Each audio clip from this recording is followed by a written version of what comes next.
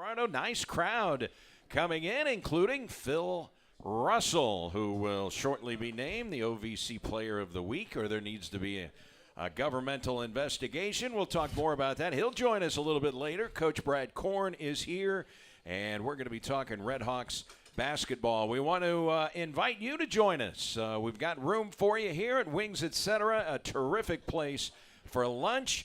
And, of course, they always have their award-winning jumbo wings for dine-in, carry-out, or delivery through the DoorDash app. They have a full menu that includes over 70 items that are not their award-winning wings. They have a fresh burger menu. It is brand new, and you will love it. And they have so many selections on the burger menu. They have wraps at Wings Etc., subs, quesadillas, entree salads, smoked ribs. They also have multiple fries. You get the straight fries. You can get the curly fries. Coach Korn just ordered some straight fries, so he's not a curly guy. And their appetizer lineup includes their massive ultimate nacho platter and their deep-fried pickle chips. And if you're coming for lunch, they've got lunch specials starting at just $9.49. It is the home of the Redhawks Coaches Show. Good food, great times, wings, etc. Let's welcome in the Redhawks head coach, Brad Korn. Things have to be going well when you're on a winning streak. I'm sure food tastes a little better. You ordered some bone-in wings. It'll be here just in time for when we talk with Philip Russell, and you'll be able to enjoy your lunch. How are things? Things are good. Obviously, playing really well right now. To get that win the way that we did, I believe Moorhead is 24-3, if I'm not mistaken, over the last 3 years. 32-4. 32-4. So to be able to go ahead and get 2 wins like that last year and then this year at a time that we really needed it. 4 of your first 6 were on the road to start league play. So a third of the way through the conference season, sitting there at 4-2. Again, we're up and down a little bit at the beginning, but I think we've played pretty consistent, pretty good basketball here of late. So got to keep it going. Obviously 3 coming up at home at the Show Me Center that we got to take care of home court. And we can't take it for granted just because we've played well. We've won a couple that all of a sudden we're just going to show up on Thursday and win. Again, I think if anything, and the scores have told anybody anything, every game is different. Every opponent is different. You've seen guys out heading into the Moorhead game. Their leading scorer, Freeman, hadn't played the 2 games prior. He comes back for ours. UT Martin's best player supposedly didn't play the last game. I would imagine he's going to play Thursday night. So you can never take anything for granted in this conference. Each game has been a little bit different, but if we continue to be consistent with our effort and the way that we've shared the ball, seem to got more committed to the defensive side of the ball in that Moorhead game late, I think we can have success as we continue on to the latter half of the season. Boy, this offensive explosion of yours, you were overall in the non-con, you were middle of the pack in scoring offense. You weren't bad, you weren't great, but you were kind of middle of the pack. Nothing wrong with that. But since we've hit conference play in 6 games, Coach, you are averaging 84 points per game. Not only is that best in the league, it's best in the league by 7 points per game. I mean, you're by far the number 1 offense right now. Yeah, and I still think that guys can get better as far as Adam Larson making outside shots. Israel Barnes, percentage-wise in league play, isn't to where it's going to be. He had that great game against Lindenwood. But, again, I still think that there's a lot of room there for us to even get better, to be quite honest. And, I don't know if we're still leading the league in assists. Yes, you are. That speaks to all of it. I don't know where we are in free throws. Well, you moved from last at 61% to 66%. You jumped up to 8th. What about attempts? In conference play, in terms of attempts, 134 attempts, that ranks 3rd in the league. So, again, I think we can even, a year ago we led the league we were close to leading the league in scoring, but we led the league in threes taken, threes made, and free throw attempts and free throws made. So we have really good guard play. Obviously, Philip Russell will come up here, and everybody knows about his game, but Chris Harris is having a senior type of a season to this point. Great percentages, averaging 5 rebounds. But I think the main thing, obviously – Philip's scoring ability, but if you look at his assist numbers and you look at Chris's assist numbers and you look at Dylan Branson's assist numbers, we're almost 2-to-1 with 3 guys. And so now our assists, we're leading the league in assists. We talk about that a lot. We don't necessarily say, hey, we want Philip Russell to lead us in scoring, or we want Israel Barnes to lead us in scoring, or we want Nate Johnson to lead us in scoring. We as a team want to lead the league in assists. And if we do that, then their individual talents and their individual skill will take over, and that will rise to the top, which you see in individual performances like Phil's had, like Chris has been very, very consistent. Nate Johnson has been very, very consistent for us offensively. Dylan Branson's averaging double figures in league play. So we have enough individual talent as long as we share the ball. We have great spacing. We have dynamite guard play from a standpoint of catch and shoot shots and to be able to create their own and to be able to get to the foul line. So really it's a hard cover. We are a hard cover. We haven't seen a ton of zone, knock on wood, to this point, because, again, I don't think that we're a team that you can necessarily zone either. So as long as we're doing what we're supposed to do and taking care of the basketball and getting good shots, our offense will be there. Now, how we play the last 3.5, 4 minutes of the Moorhead game defensively, can we have that type of energy and effort? I think we can. And can we keep people off of the foul line? We still have fouled too much, which is just giving people points at the foul line. So if we can get better in those certain areas, continue to become the team that we all believe that we can. We've never given up hope on this team, even when we hit that little losing skid there before we entered conference play. So, again, I feel good about where we're at, but we're far from a finished product, which is also exciting. 46 personal fouls called in that game. I was convinced until the final 3.5, 4 minutes the game was going to be decided by a whistle. It was trending that way, and then all of a sudden you started to pull away from them, and so you took it out of the referee's hands. There was not going to be a whistle that was going to decide that game. But in the first half, we're talking 49-47 at halftime. You shot 63%. They shot 59%. So that was a classic case of defense optional in the first half of the basketball game.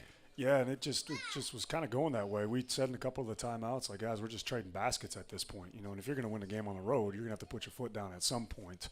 So continue to try to get the guys to understand that. We even went zone a little bit, did a little press and back into a zone. Obviously, we had foul trouble with Nate. Mason Hamback came in and gave us great minutes. So just Phil had he had 2 fouls in that first half, and he was cooking and going, so we couldn't take him out of the game at that point because you have to keep it. Obviously, on the road, you want to stay within striking distance.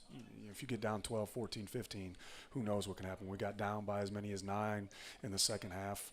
I think it was 9 with 9 to go, or 9 with 6 minutes to go. You're down 11 with 9:53 to go. Yeah, so just you never want to. That's about that danger point. Yep. It's like where if this thing goes 4 or 5 more points, who knows is there going to be enough time left in the game to get it back. So we tried a lot of different things in that first half.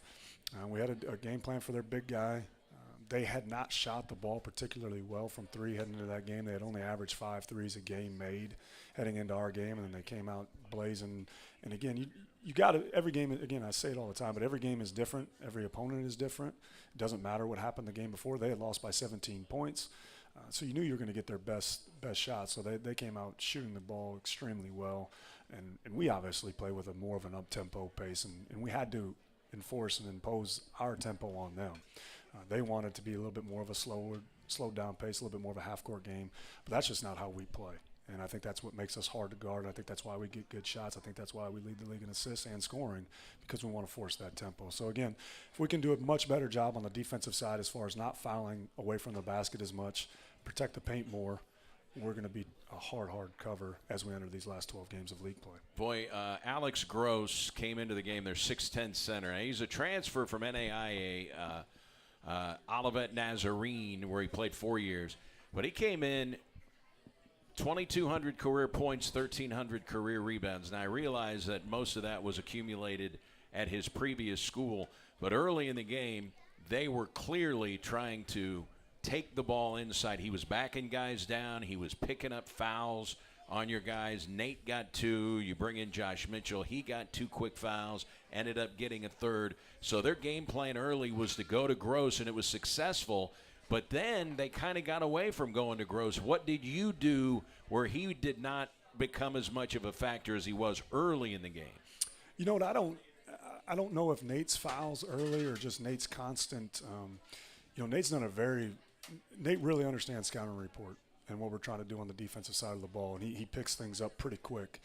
So I don't know if it just was accumulation or just seeing 3 different guys. And Josh Mitchell, even though he got in there for a short amount of time, just getting fouled, or I don't know exactly what the case was, or if he got tired maybe towards the end, because again, Freeman didn't play. Their leading scorer.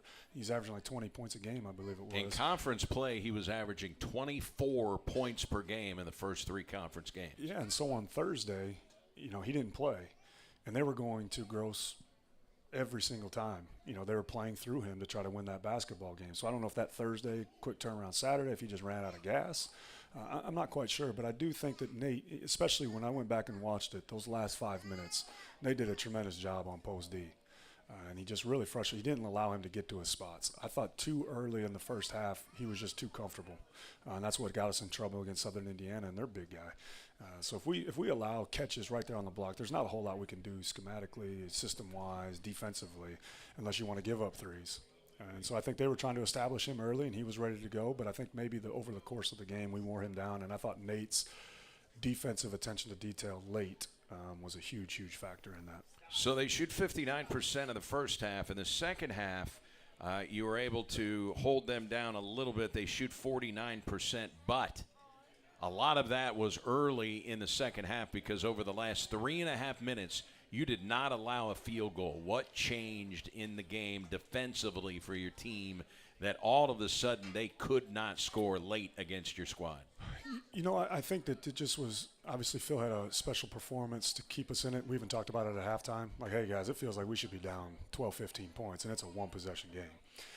So I think a lot of it was our guys just understanding the urgency of the moment. Hey, if we get a couple stops right here, we are going to be in good shape. And to be able to have I don't get caught up too much into rivalries, but that kind of seems to be a good, tense, good college basketball opponent for us. Like us and Moorhead seems to be like those good rivalry-type games. And so I think our guys just understood the moment, understood what it was. And when I went back and watched it, there were a couple times it almost was thinking about it, Eric, was a flip from what it was when they beat us here at home a year ago in overtime. We were up 5 or 6 or 7 late and couldn't score in the last 3 minutes, and they came back and won.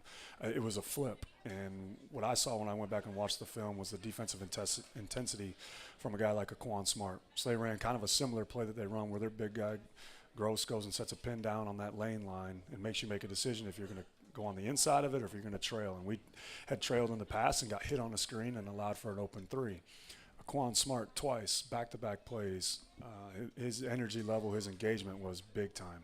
And he did not allow for a clean look, and he didn't get screened. So I see moments like that.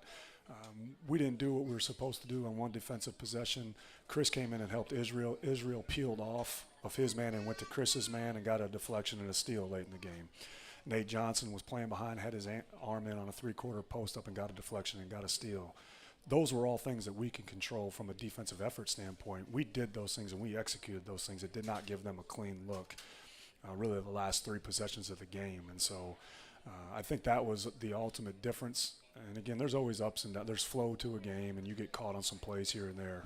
But when the chips were down with 3.5 to go, our guys were extremely locked in and played with a toughness and a physicality and an urgency that you have to close out a game against a team. Obviously, Moorhead, coming off that loss, knew they needed to win that game. I think one thing that may be developing a rivalry between you and Moorhead State. So now, over the last 3 seasons, they are 32-5 at home. 2 of the 5 losses have come to you, and they were 20-2 in January over the last 3 years. Now they're 20-3. 2 of those losses at home to you.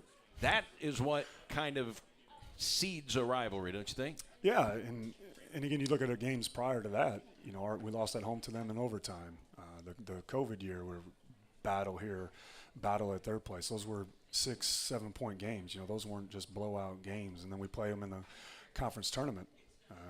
Obviously, when everybody's trying to advance. So it seems like we've always kind of had those games with them, and I think it's good for the league. It's good for us. I told the guys before the game, they've won back-to-back 20. They've had back-to-back 23-win seasons. They've finished third. They've won the OVC tournament. They've played in the NCAA tournament. So you give them their respect, but you don't fear them, and you go in and you play it's that old saying, you respect everybody and you fear no one. And so I think our guys respect what they've done in the league and over the course of time, ever since Coach Spradlin's been there. They're a very, very good team. You don't just win 23 games back-to-back years just by showing up. So to be able for us to say that we have 2 of those losses that they've had in that building, it's the furthest place away to play. It's a long challenging bus ride Eastern time zone, all the factors that go into it, and after we had just played on Thursday. So again, you give our guys a lot of credit for understanding the moment, understanding the game, and to be able to execute late was very, very big for us, especially with Josh Early being out, especially with Kobe Clark being out. Boy, and also in a close game, what are you doing from the free throw line? That Southern Indiana game was frustrating. I know you missed 14 free throws in that game. Oftentimes, it matters who's shooting the free throws. Well, against Morehead State, your best shooters were at the line. Phil Russell, 10 for 11. Chris Harris, 9 for 9. Dylan Branson, 2 for 2. Your best guys were at the line in that game.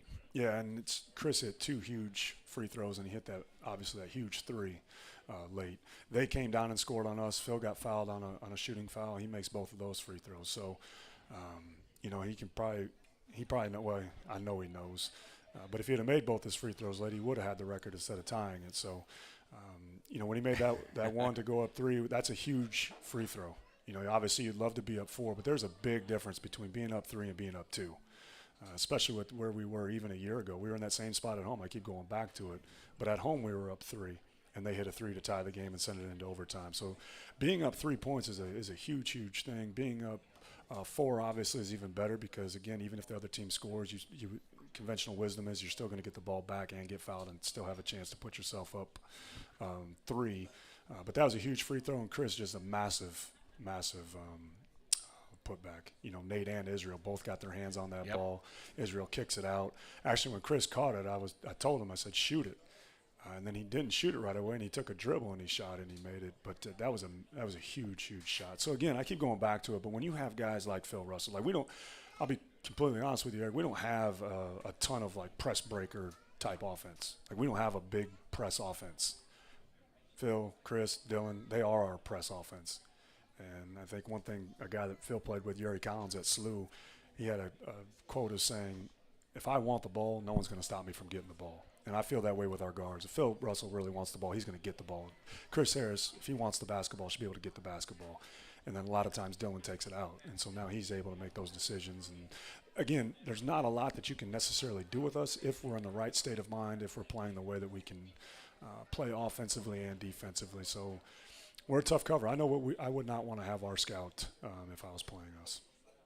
Also, when you mention Yuri Collins, you're talking about arguably the best point guard in the country. Leads the nation in assists. Really good player. I'll be interested when we talk to Philip Russell how much he learned from watching Yuri Collins play. I mean, that guy is just a special kind of talent when it comes to distributing the basketball. Yeah, and I think it's more so just understanding the game and how the pieces move and work and understanding the other team's defense. Morehead has a very complicated, I don't want to say complicated, but they have a different systematic approach defensively than just a pack line defense or a regular man-to-man defense.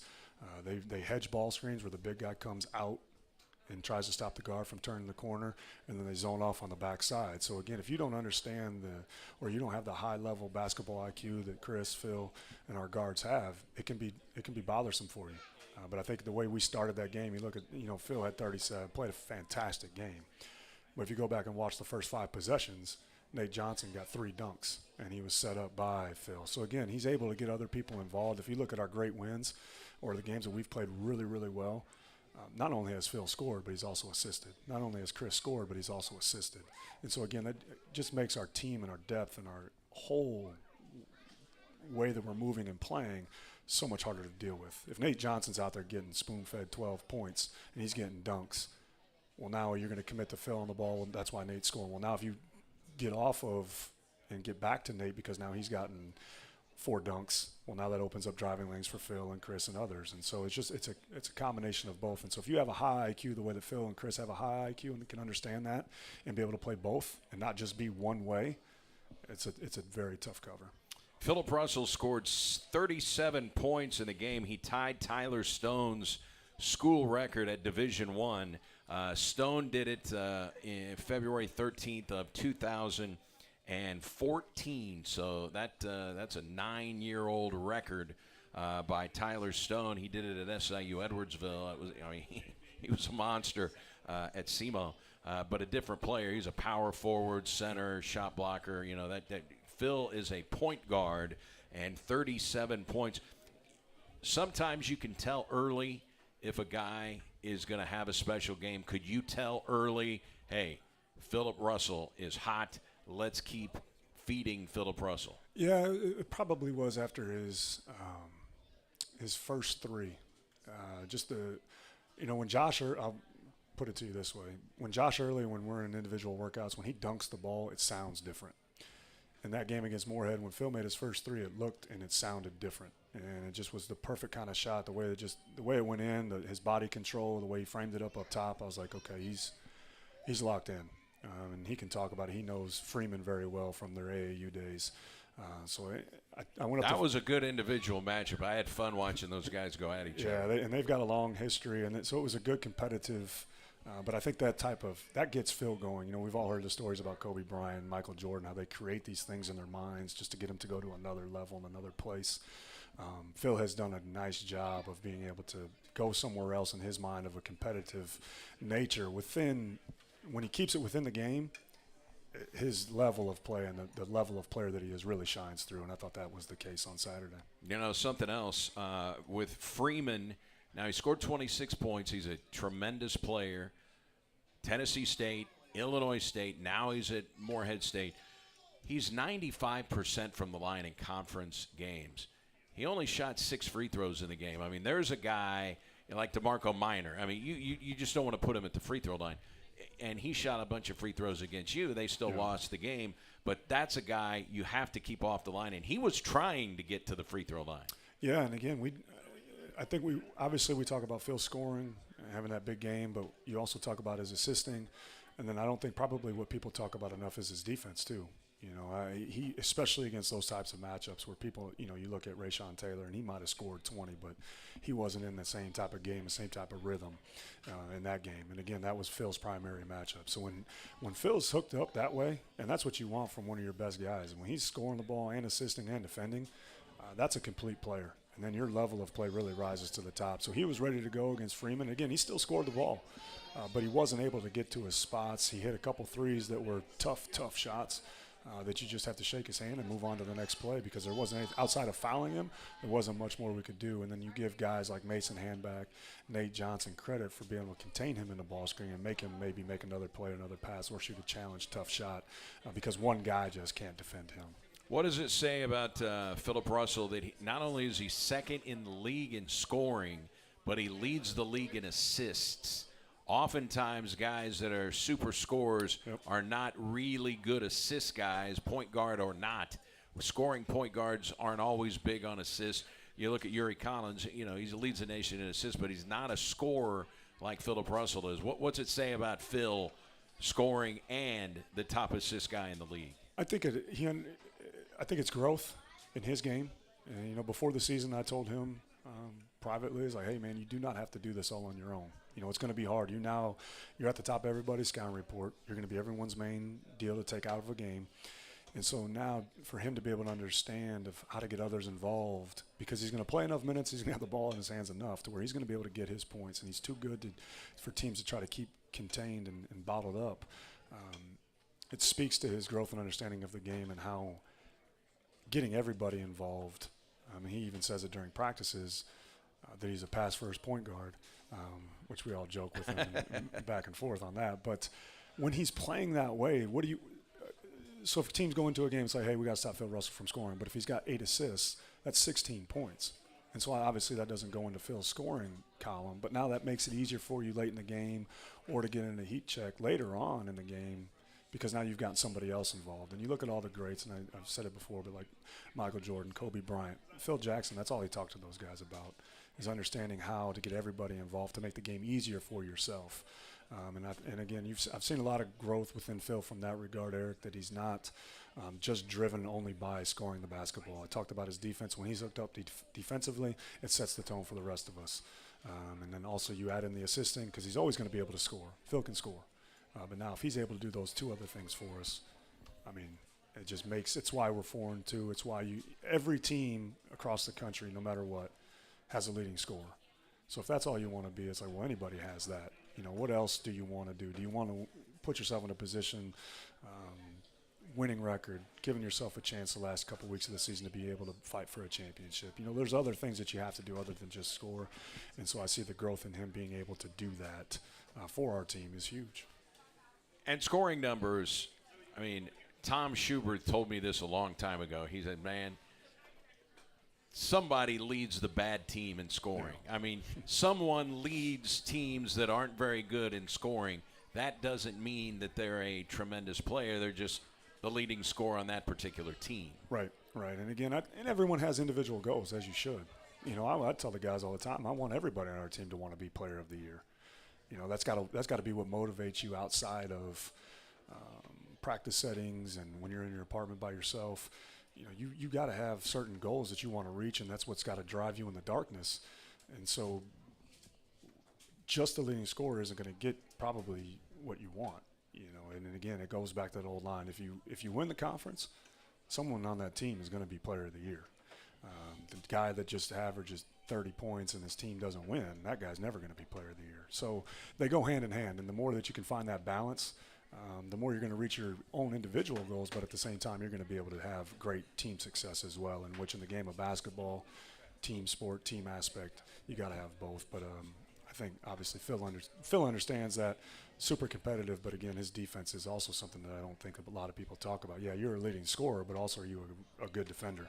Most of the times, those two things don't go hand in hand either. Several years back, SEMO had a guy named Roy Booker who had a really good career overseas, professional career. He led the league in scoring. He was clearly the best scorer in the league, but SEMO didn't have a very good year, and he was not player of the year. So it's not just about who's the leading scorer in the conference, who is doing it on a winning team. That is almost always when it comes down to the voting for player of the year. And right now, Philip Russell has got to be in the conversation. I asked you after the game, do you think he's the best player in the OVC? I'll ask you that again. What do you think? If you got a guy who is second in scoring and he's leading the league in assists and his team is 4-2, one game out of first, and we've beat that team that's in first, I think that speaks for itself. As a sophomore and the way that he plays, and if we can continue to do what we need to do, why wouldn't he be in the conversation? I thought he was robbed, quite honestly, of freshman of the year a year ago, especially for a team and a player that was leaving our conference. To me, that didn't make much sense. But again, those are nice individual awards for him and the work that he puts in the offseason. But again, he's helped put ourselves in position to hopefully that carrot is getting bigger and bigger of where we can ultimately be as we try to chase what we ultimately said we wanted to chase. So again, if we can continue on this path, again, Chris Harris has had a phenomenal start to the season. His numbers are terrific. He's been extremely consistent. Nate Johnson has been very consistent.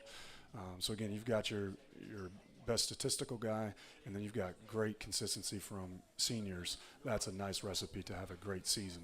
And if we can continue on, I think we can have that. And if we do continue to do that, he will put himself in that conversation. Also, when you just look at your guys right now, Philip Russell is playing the best ball of his career, unquestionably. Chris Harris is playing the best basketball that he's ever played for any team, including SEMO. Nate Johnson is playing his best basketball. Dylan Branson is playing the best basketball of his career. I mean, there's a reason you're scoring 84 points a game and are 4-2 and riding a 3-game winning streak. You've got guys that are playing their very best Division I ball. Yeah, and that's what you want to see within your program is continue to get better throughout the season. Continue to see guys come in as freshmen, sophomores, juniors like Dylan Branson and get better and better and better. And then now, hopefully, Dylan's got 2 more years. It's like you're looking at these guys. Phil's got 2 more years eligibility-wise. You're looking at these guys like you want other teams to be like, how is he still there? Because they don't want to deal with him. And so, again, it speaks to the staff, I think, our assistants, to be able to what they do. For me, I don't have to necessarily be and stand over every little thing that happens within our program because we have a great staff.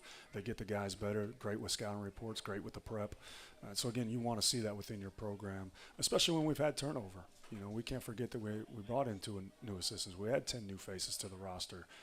So, again, I think we can – and, again, it doesn't mean we're a third of the way through. We've got a long way to go. Sure.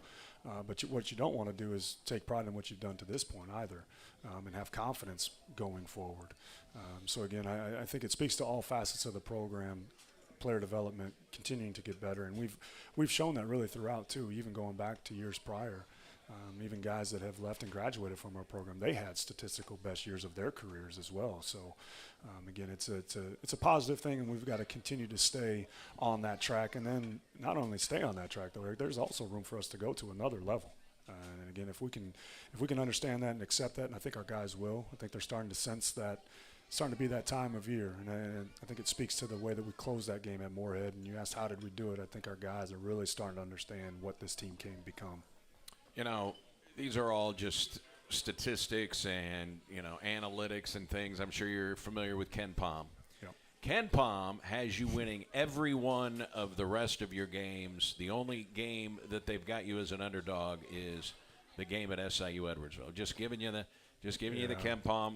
Before that, though, Eric, they said they were going to lose every game yes, that they play, too. So right.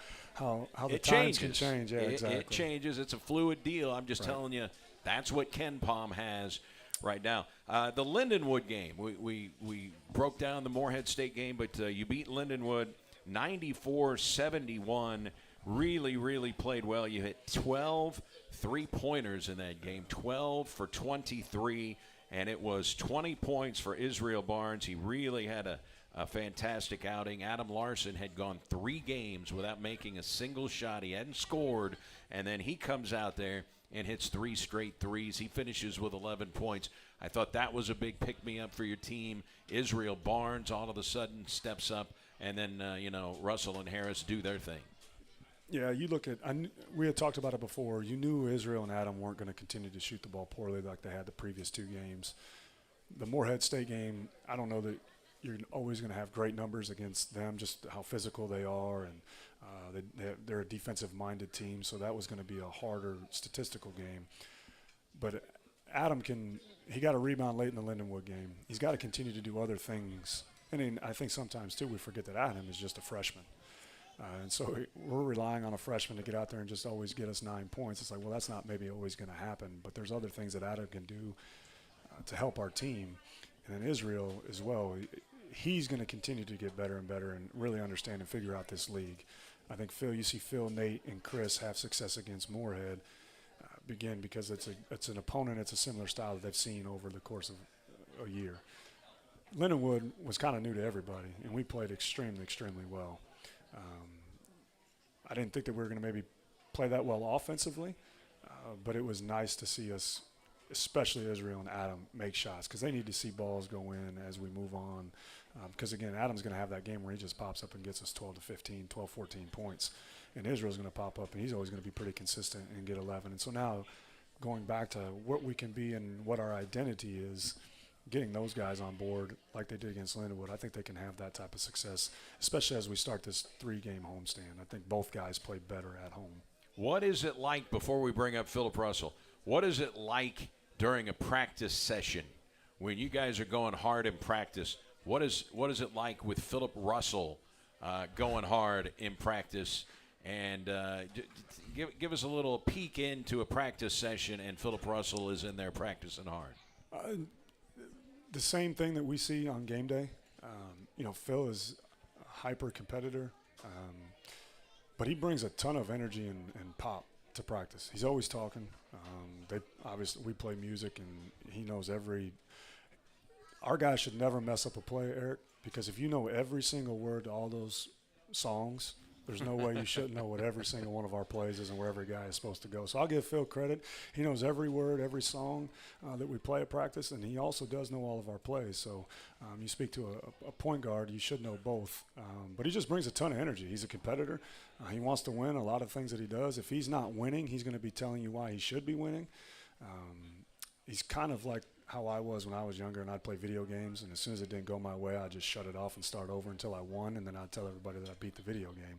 Phil's kind of that same way. If a particular drill's not going his way, he's going to be blaming all the assistants because they're not calling fouls and that it's 8-on-5.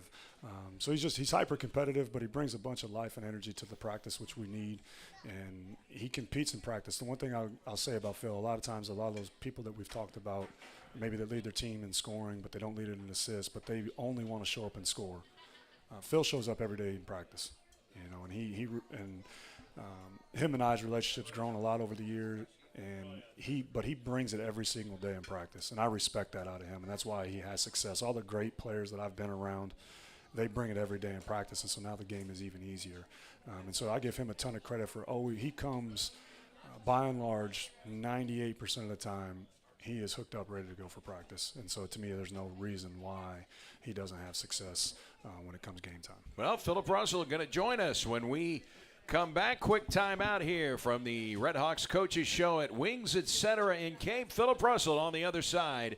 This is SEMO ESPN. Ever hear you should see a doctor? What they usually mean is you should see a doctor.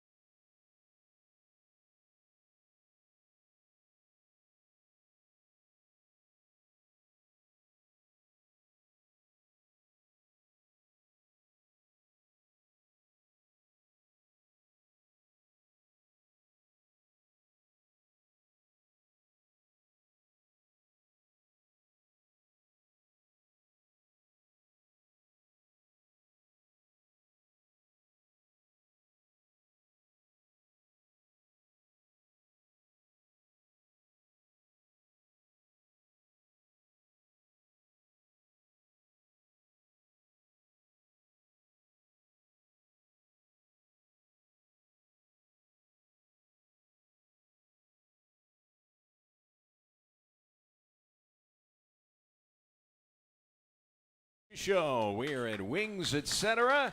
in Cape Girardeau. We'll be back here next week. Don't forget the Red Hawks starting a 3-game homestand, and it'll be Thursday. The UT Martin Skyhawks are in town, and they knocked off the Red Hawks January 5th in Martin. So the Red Hawks will be thinking about payback. SEMO are riding a 3-game conference winning streak, a game out of first place. They are 4-2. Philip Russell, coming off a monster performance at Morehead State on Saturday afternoon, joins us now. Phil, how are you? I'm doing well. I know you said your goal, got to stay healthy, man. We've seen several Red Hawks getting sick. We got to avoid that. Yes, sir. Yeah, well, tell us about this this 37-point game that you had against Morehead State. Can you, like Coach Korn said, he could tell early after you made your first 3. Can you tell when you are in store for a really big game, and how can you tell? Really, first, maybe the first couple possessions, I got some really good passes going, attacking the basket. I'm like, all right, that's going to, I knew later on it's going to open me up. And then right before my first shot, Mark Freeman, that's my man, that's my guy, he hit a big shot, a tough shot on me. And then he got the talking. He got the saying, it's one of them, like, it's going to be one of them games. So after that, I just really like, okay, like, you don't know who you talking to. So what's your history with Freeman? Because he's one of the top scorers in the Ohio Valley Conference. I mean, he's a really, really good player. What's your history with him? We've been real cool since way back. I knew him from AAU. Obviously, he's a lot older, but yeah, he's really like a big cousin to me. Like, we've been locked in for some years now, so that's really yeah, that's what. I could see it early on. You guys were talking to each other, and I thought, now this is going to be a fun matchup to watch. How much does that motivate you when, first of all, you know the guy, or secondly, you know he's an elite player, and the talking starts early on? Does that kind of poke the bear? Does that kind of get you even more energized than you normally are? It definitely does. It definitely does. Because really, the coach don't like it, but he don't like what I'm doing all the talking in. But coach, I don't start it. I just finish it. I be trying to finish. I try to tell him that. That's really. You hit 5 3-pointers. You went 5 for 9 from 3-point range. When you are feeling it from 3-point range, you know, sometimes guys say the basket looks bigger. Does the basket look bigger? And, you know, people say sometimes they're in a zone. What is that like? It's a great feeling. I know everybody around the world that play basketball know what the feeling feel like, but the basket definitely looks bigger, feels bigger, and it gives you a confidence. Like, the confidence is through the roof. Like, every shot I put up is going in, and that's how I was feeling the other night. Boy, you know, one thing that is lost oftentimes in the modern game, you don't see as many guys with good mid-range games. You have a good mid-range game. You have a good mid-range jump shot. Why are you so good from mid-range, and how much do you work on that? And do you agree not as many guys have mid-range games like they used to? Yes, I do agree. People don't take the mid-range too serious. But me personally, the mid-range is really get me going. Like, my first shot obviously was a 3, but I really tried to get to my spots in the mid-range just to open up to get myself going. But yeah, mid-range is definitely important to me, and so many reps, it late night. Yeah. Who do you get to come out and work with you when you're shooting? Because you need somebody, even if you're using the gun, you know, you'd like to have somebody out there rebounding, feeding you the ball, taking shots. Who are your guys that usually go out there with you? Quan Smart, he comes to the gym a lot. Evan Ursher, he's a freshman, big-time freshman. Tevin Gowans, another freshman we have. Dylan Branson. It's a lot of guys that comes to the gym with me and rebound. But when no one can get in with me, I got a little drill I do. I shoot it, and wherever it lands, I run and chase it down and shoot it again wherever it lands. So that's how it's like a conditioning thing and a shooting. So it really works. Do you bring your music when you're out there shooting shots? And how many shots a day do you think you get up? Most definitely. I gotta have the music. I gotta be able to lock in, and honestly, I want to say like maybe 500 plus. 500 shots a day. Maybe 500 plus, yes, sir. And if you don't get 500 shots a day, do you feel like you're cheating yourself? I know, like, it's not even on the same level. But if I don't do enough prep work before I do a broadcast, I feel like I'm cheating everybody. I gotta do all my. I gotta be totally prepared before a basketball game. Do you feel the same way if you don't get enough shots up? Yes, sir. If I don't get my 500 that day, I instantly think, okay, somebody working harder than you. So tomorrow you got to go get 1,000. You got to double it. So, because I know if I'm not working, somebody else is, and I want to be on top. So Yuri Collins leads the nation in assists at St. Louis. You played with him with the Billikens. Did you learn things from Yuri Collins and his game and his work ethic? Tell us Tell us if you did, and what did you learn from Yuri Collins? It's crazy. Way before the season. That's Yuri Collins. That's all I worked out with in the summertime. So I remember him telling me something that stuck with me throughout the whole for real. Ever since the summer, it stuck with me. He was like, because me and him got dreams of going to the NBA. He was like, you get drafted, the team you go to is already gonna have a score. I'm like, right. He like, you gotta be able to contribute, like get it to him. I'm like, right. He like, that's how important passing is. Like, and ever since then, I was just like, it's just stuck with me in my head, and he just taught me so much. I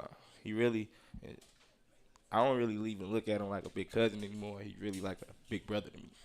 So, when SEMO's not playing and the Billikens are playing, do you tune in and watch some Yuri Collins? I'm definitely tuned in, learning, watching. I think he was sick. I think he missed the last game, but they still won the game. Yeah, I called him after the game. I'm like, why you ain't play? He's like, I'm sick. I'm like, he can play through that. Just joking with him, but yeah, if we not playing, I'm definitely tuned in. He's probably the only college player I probably turn on or watch. Yeah. So Kobe Clark went to Vashon, just like you, Yes, sir. state championship. What's it like, the comfort level, to have somebody who you know really well and played high school ball with on this roster with you? It's really lovely, like, 'cause he's one of them guys I knew, like, from way back, and he's one of them guys that'll run through a wall for me, and he been did it, and I know when I'm out there, I know all the guys out there got my back, but I know he's like, come on, Phil. He one of the ones, like, he can put me to the side, like, Phil, come on, like, you ain't being you. And it'll turn me up to another level, because I know he's going to go out there and play extremely hard, play his heart out. And I just try to really just match his energy. Is he the best defender on the team? Who's the best defensive player on the team? He's sitting next to you. Okay. All right. He definitely the second, though. Okay, he's number 2. Yeah, he definitely All right. Who's the best rebounder on the team? He's sitting next to you. No, I'm joking. Yeah, he's definitely the best rebounder. Boy, it's amazing how good of a rebounder he is. And it's not because he's the biggest guy. I mean, 6'6". I mean, he's long and athletic. Yeah. But there is an art to being a good rebounder, right? Yeah. Anticipating where the ball's going to go when the shot is going up. But tell us about what it takes to be a rebounder like Kobe Clark. Really, Kobe Clark really got an advantage because he walk around with his arms touching his knees. So that's one of his advantages. But rebounding is, to me, is toughness. You got to be real tough to get down there and bang around and go get. And for him to get, like, what he's having, like 8, 10 rebounds? 9 rebounds a game. Like, that's amazing to me. That's amazing. And he's a shot blocker. I think he's 3rd in the league in block shots. When you think about Kobe, you think about defender, rebounder. I don't think some people think shot blocker, but he is a shot blocker. Yes, he's a great player. He's a guy that he don't really too much care of scoring. He's just one of them guys that just want to win. He's going to do whatever it takes. Chris Harris, now a 6th-year guy. I know he's the grandpa of the team at 24 years old, but boy, how well is he playing, man? He is really shooting the ball well. He's rebounding. I mean, he's really playing as good as I've ever seen him play. Yes, Chris Harris has been phenomenal for us. I told him after the big win in Moorhead on the bus, I'm like, Chris, you hit some senior shots today, and he started laughing, but I gave him a straight face, like I'm serious. Like, you hit some big shots for us. I know I had a wonderful game, but Chris been playing wonderful, and it's really big for us. You know what else is big? For a guy who handles the ball a lot like you do, how are you from the free throw line? Because late in a game, you're going to be handling the ball. Guards are going to be handling the ball. I look at a guy like K.J. Simon of UT Martin. Handles the ball a lot, great player, but he's only a 59% free throw shooter. You're 85%, or maybe even up to 86 now. after going 10 for 11 from the free throw line. I mean, how big is that, and how much do you work on free throws? Because no one shoots 86% by accident. Yes. I'm big on free throws. Way back, I heard a saying that free throw win ball games, and I try to, like, after every maybe workout, I gotta get up free throws. And when I'm at the line, I really just think like I gotta make these, because I know when I go back home, my mom going to be, you missing free throws? She always on my head about free throws, like when I miss free throws. So I really try to hit free throws, obviously to win the game, but another thing, just so I won't hear her mouth. All right, you lead the league in technical fouls. What's the story there? I just say that's just my fire for the game. I can say that. I don't really go out before the game like I'm getting a text today. That's just the way it happens. But I just say that's just my fire for the love of basketball, for the game of basketball. Coach Korn says sometimes when you're talking, that he thinks sometimes officials think you're talking to another player or you're talking to the officials, and he says sometimes you're talking to yourself. Yeah. Is that right? Sometimes. Sometimes. What are you saying to yourself? He can't guard you. Like, get to your spot. It's things like that. Like, I'm the best out here. Who stopped me? Things like that. Just motivational things to myself. But another time I am talking to another guy or the officials or things I do need to change. But most of the time I'm really talking to myself.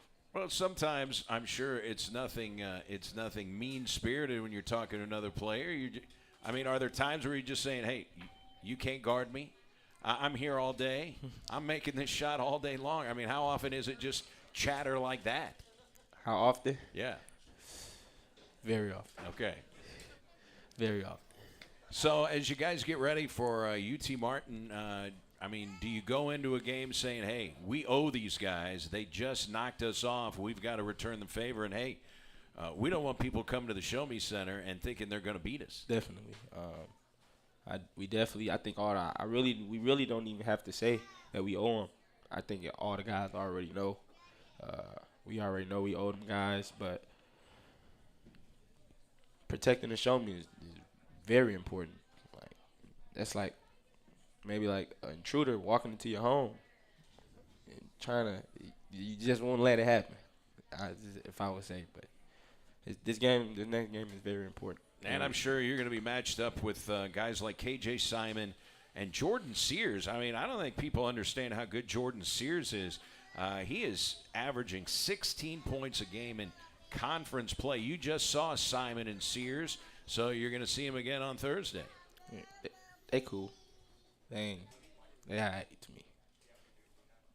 And how about this Parker Stewart, man? Have you ever seen a guy that has a better fadeaway jump shot than that, man? He must have stuck at least 3 or 4 of those in the game. He is a really good player. He cool, too. All of them cool. So there's not as much chatter with Martin as maybe with other teams. It is. Well, it's chatter with everybody. Like I'm not trying to spare no teams because they got some cool players. I'm trying to take it to everybody. I'm trying to let everybody know, like, I don't care who you are. You gonna feel me and you gonna hear me. How much pride do you take on leading the OVC in assists? Big pride. I take a lot of pride in that. That's really really a big achievement. We really leading. Coach said we leading the OVC in assists. That's right. And the outcome is we winning. So that's really a big piece of us winning, like a big part of us winning. Obviously defense, but assists, assisting it brings the family tighter because everybody can shine. That's how I look at it. Yes, sir. How much do you like the style that you play? Because you guys get up and down. You're scoring 84 points a game. I love the style. Up and down. We get it out quick. But, yeah, I like the style, playing fast. All right. The officials look like they were zoning in on calling flops early in the season. We're not seeing as many flops. You draw more fouls than anybody that I see. They fouled you 11 times on Saturday. You drew 11 fouls. There's an art to drawing fouls, isn't there? Yes, sir. It's definitely an art. Obviously, you got to do it without flopping, obviously, but That's a fine line, right? yes, Yeah. yes. I was telling, like, I'm in guys here. I'm telling, like, you can't go over me. You got to foul. I just tell them little stuff, but that's really it. How about Chris Harris over the last 2 games? He has drawn a foul 5 times shooting a three-point shot. That's an art, too. He's not kicking his leg out. Somehow he's creating contact after he releases the shot. Right? Yes, sir. He was actually joking with that after the game. He's like, I think I lead the conference in three-point foul. I'm like, yeah, you do. He's like, he told me, like, guys better start letting me come down. I'm like, man, whatever you're doing, just keep doing it. Keep doing it. All right. Well, what you're doing, keep doing it as well. Red Hawk fans are excited about this 3-game homestand. Congratulations on the big win at Morehead State and your individual achievement. I know the team means more than the individual stuff. Yes, sir. And stay healthy, and we'll see you Thursday night at the Show Me Thank Center. you. All right. That is Philip Russell. Coach Brad Korn going to join us. One quick segment, talk about the opponent, UT Martin, when we come back. Coach's Show from Wings, etc.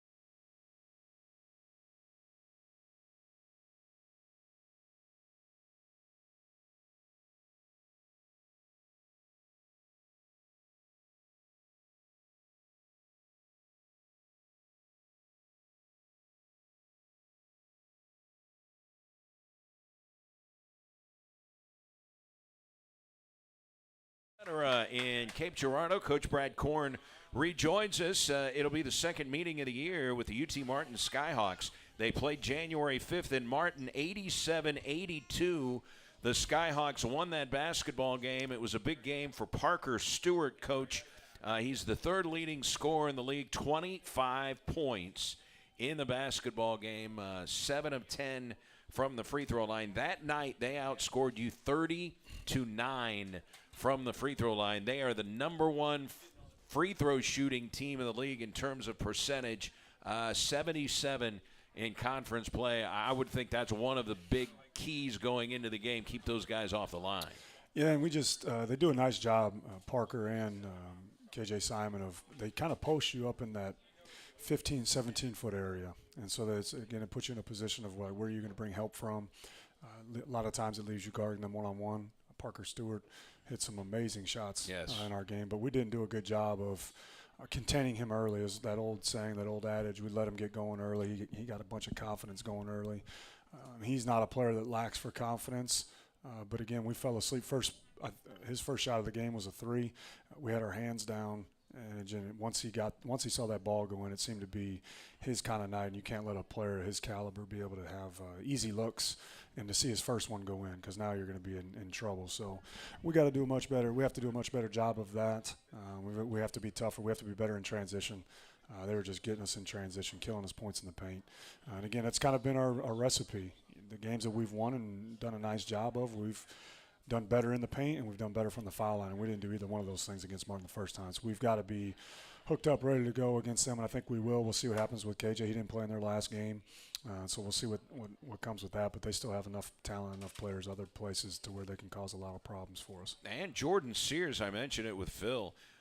Normally, he's averaging 12 points per game, but not in conference play, man. I mean, right now, he's 23rd in the league in scoring. In conference play, he's 6th in the league in scoring at 16 points per game. He's playing really well, and he went 9 for 10 from the free throw line against you. Yeah, and he's just super fast. He really got us in transition. He really pushes the ball. Give him a lot of credit. Didn't have a ton of numbers or minutes like he's getting a year ago that he is getting now, and he's doing something with it, and a big reason why they're able to have the success that they've had to this point in league play, and for him in particular. But, again, you've got guys like KJ Simon, preseason player of the year, Parker Stewart coming from the places and the talent level that he is, similarly to how we are, and lanes get opened up and other driving and scoring opportunities are there for other guys on our team with Phil and Chris.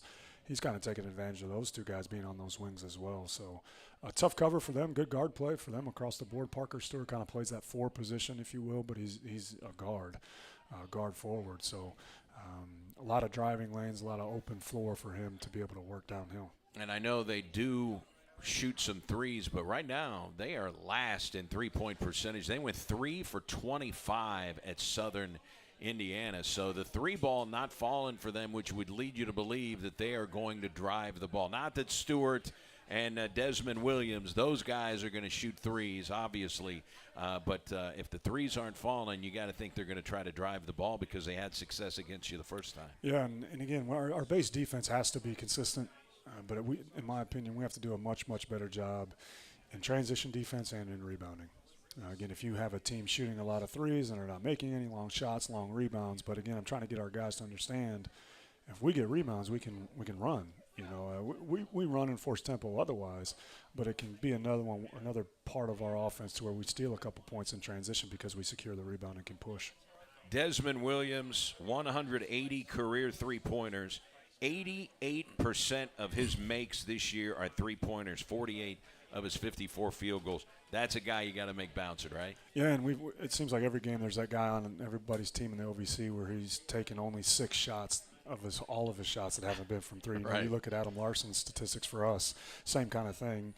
So there's always that guy that you have to account for and know exactly what's going on. And, again, I think our staff does a great job of preparing our guys so we understand who it is, where they get their shots from. So as long as we're locked into that, and I think we have been really for the most part since January. I don't think we weren't. I don't know if we just didn't know or if it just was the first game after break. But the Southern Indiana game, their first league game at home. They obviously play well at home. But outside of that game, I think we've been really in tune with the scouting report and knowing what guys can do. All right, Josh Early, shoulder, did not play. Kobe Clark, under the weather, did not play. Any status updates on those two? Yeah, Josh is probably going to be out. He's doing well. He's doing better, probably better than we thought. I would not anticipate him playing Thursday. Saturday is probably a stretch, I'd say, but you never know how guys start feeling. It's because, again, it's more going to be pain tolerance and strength. It's not anything structural at this point. So feel okay about that going forward. What that looks like these next couple games, I'm not quite sure. And then Kobe, he should be fine. All right, good to see Kobe Clark back on the floor on Thursday. It'll be a really nice matchup with the UT Martin Skyhawks. I know Phil said we don't have to, think about, hey, we need to pay them back. They just beat us. Everybody knows that. Is that the mindset going in? Yeah, and I think that's, again, a sign of where your team is growing and starting to see what we can become. Is to where you don't have to do all of those things. The best teams are the ones that are self-driven and understand and know exactly what the mission is anyway. So, again, if that's the way that they're talking, we're in a good spot. Because then, again, now when we get to the game, all we have to worry about is basketball. We don't have to worry about anything else. And so the more that they can get locked in early, and, too, with the second time around, you're going to know all the personnel, you're going to know the plays, you're going to know the sets, all those types of things that maybe take your time away a little bit on the front end. From a preparation standpoint, is now the base has already been laid, and now let's really understand how they got us, what we can correct. And then lastly, really controlling what you can control. It doesn't matter who the opponent is, whether that's Martin or Tennessee State or Tennessee Tech. SEMO has to do what SEMO does first and foremost, and then we've got to get. So as long as we understand what we have to do, understand what we are doing, and then add in the little ancillary things that the other opponent, that the opponent is doing, that's when we can really have a recipe. So if our guys have that mindset, like Phil was talking, that we don't even have to talk about this, let's get right to it, let's know exactly what we're doing, then we can now even worry more about us and strengthen ourselves even more. Boy, I hope we have a big crowd. You're on a winning streak. You're an exciting team to watch. By far the number one offense in the league. Fans like offense. Let's hope we have a nice turnout, especially in the student section. Yeah, absolutely. I think so. Again, we've tried to get it to this point to where people can be proud of the program and the product and the way that we play and the way that we go about it. So we've put ourselves in a good position a third of the way through. Now let's continue on and really take care of home these next three. But not one game is bigger than the next, and we've got to be 1-0 come Thursday, and that's all our focus, and we need everybody to do that. Women at 5, men at 7:20. Coach, we'll see you Thursday. Thanks so much for your time. Okay, you got it, Eric. Thank you. That's Coach Brad Korn. That's going to do it. Thanks to Rachel Cook, Mike Rennick here on location. We appreciate their help. We will get you back to ESPN radio programming. Enjoy the rest of your Monday, everybody. So long from Wings, etc.